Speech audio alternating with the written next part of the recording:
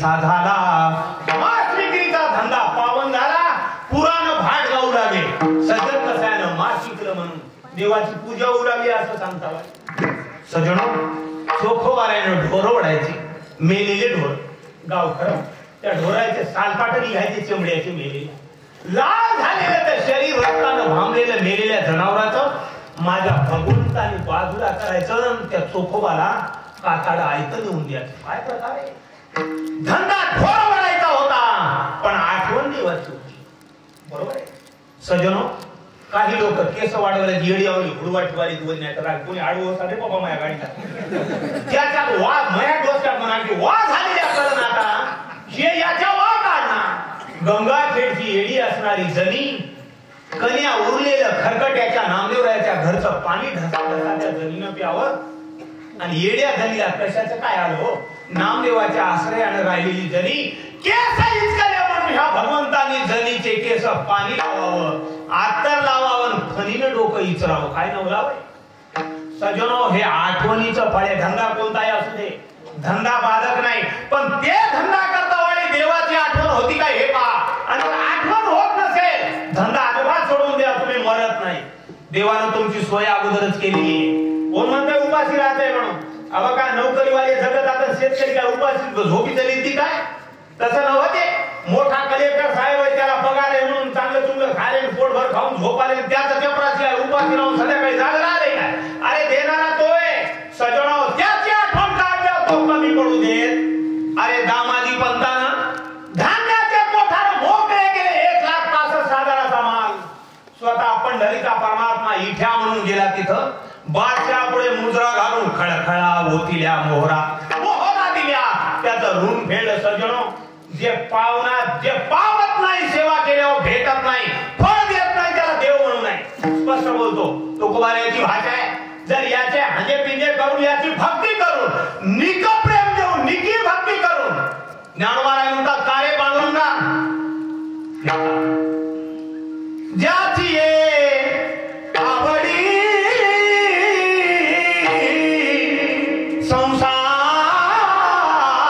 त्या केला, तेने का बोला धरी लागे माय, तेने का बोला धरी लागे माय, भेटवावो त्याचे चरण झाडी नदी.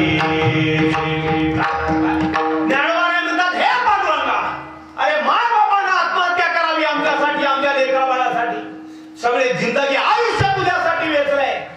भाकरी तुकडा कोणी देत नाही भीक मागल्यावर. कुंभाराच्या घरचा रान नावाने इकडे जावं, मांडा भाजून खावा म्हणलं लोकांना गाडलं वाटमध्ये आमचं फोडून टाकले. एवढा त्रास सहन करून तुझं भजन करतोय आणि तू भेट देत नाही, तुला काय देव म्हणतात का? तो कुंभार म्हणतात आमुच्या लेखी देव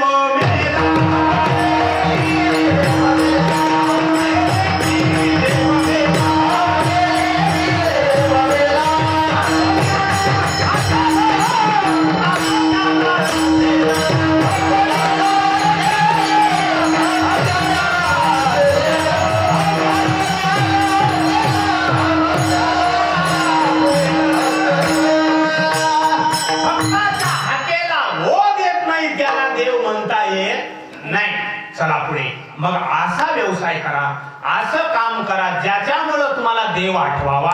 मग काय करायचे? अशुभ असलं तरी चालतं, देव आठवत आहे ना, बस काय हरकत नाही, ते शुभच आहे. बघा दृष्टांत देतो, पहिल्या चरणाला सोडून टाकतो. आता 10 वाजत आले. बघा कसं आहे, गोकुळामध्ये देवाला किती पत्न्या? 16,108. राधेचा नंबर किती? राधेला नंबर 16,108 मध्ये मला वाटतं काय नाही तर मला माहित नसतं.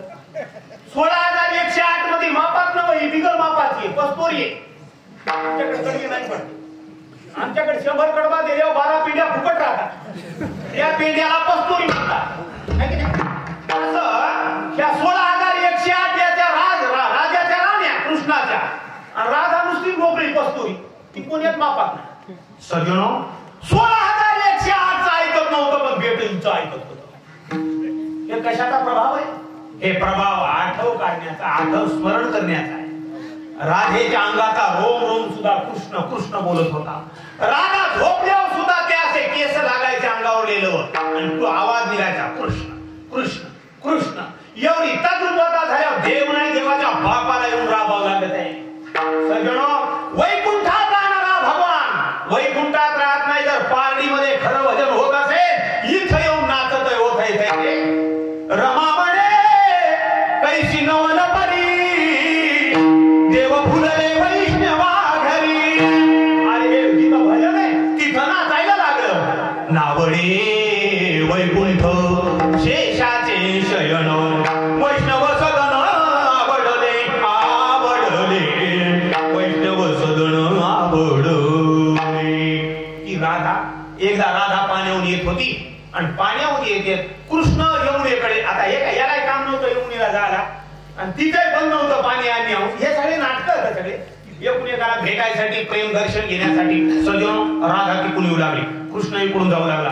जाता जाता राधेनं ते भांड खाली ठेवले. कृष्णा उचलून दे.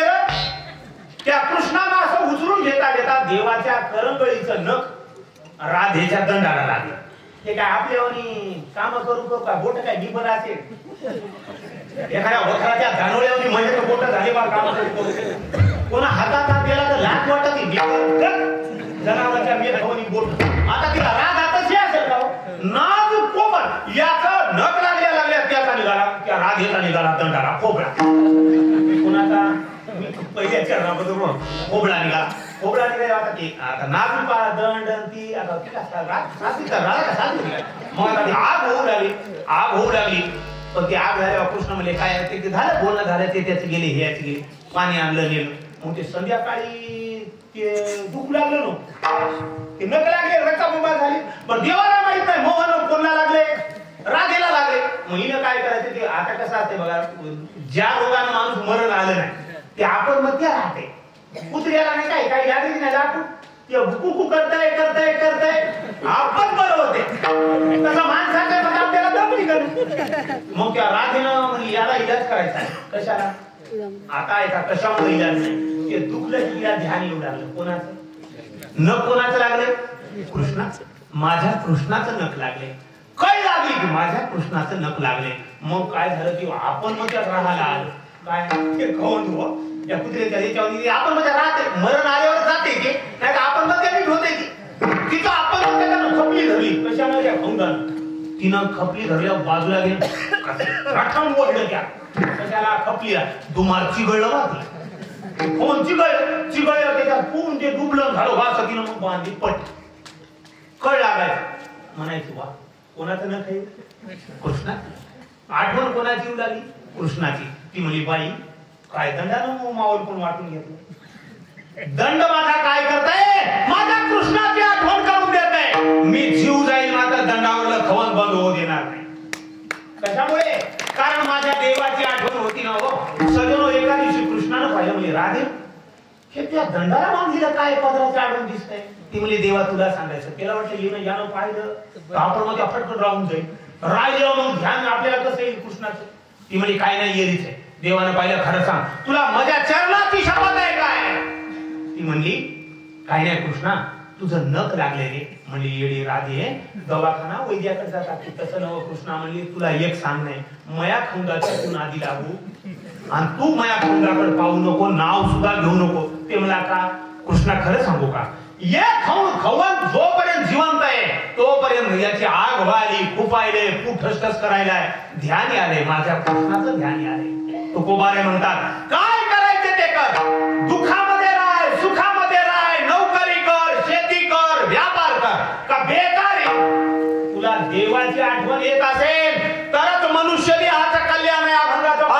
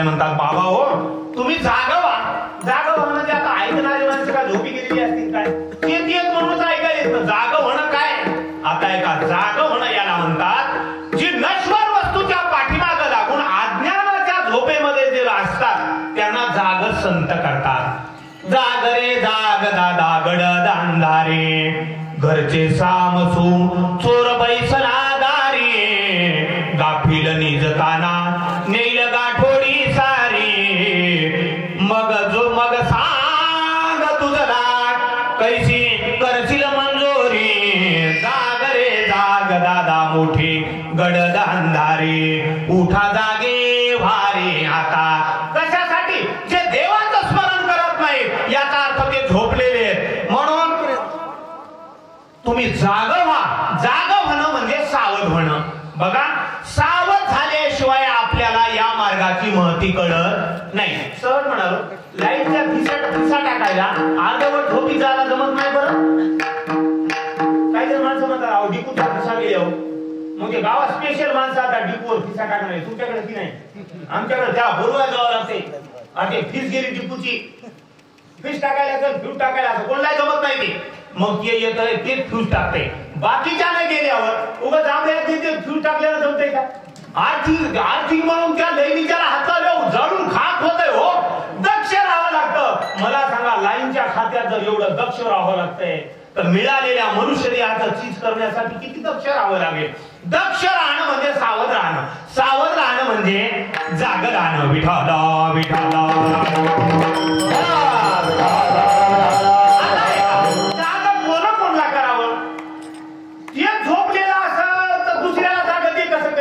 म्हणून संत जागे करण्याचा अधिकार संतांना आहे कारण ते कोण तर जागलेले लोक जगजोगी ते जाग बोलत याचं पैशावर मन याचं लोभावर मन याचं मानापानाचे ढेकळ याला पापलेटाव मै फुटूच कशी मोठू टाकली नाही पापलेटाव नावच कसं नाही सहज म्हणाल बरं का सत्याला दान दिलं लाईफला जाहीरच कसं केलं नाही याला लोक कसे जागे होती अजून माफी मागून बोलतो केलेला परमार्थ झाकून असावा लोकाला कळू नये हा परमार्थ करतोय म्हणून जर लोकाला कळाला तर लोक मागे लागतात महाराज म्हणून मग हे गुन्हा असलं तर ठीक आहे नाही तर हे चढत आहे मग मी काय साधा आहे का मी महाराज आहे असं त्याला मनात वाटतंय लोकाला म्हणत नाही मनात वाटतंय बॅनर पाहिलं की बरं वाटतंय समजा हे वाया जाण्याचं लक्ष दे ते धोरणावर आता राहिलेलं नाही दृष्टांत देतो तू करायचं प्रमाण आहे बरं का म्हणून आपलं तिथं जरा वेगळंच राहते म्हणून जात नाही बरं का कुठं बघा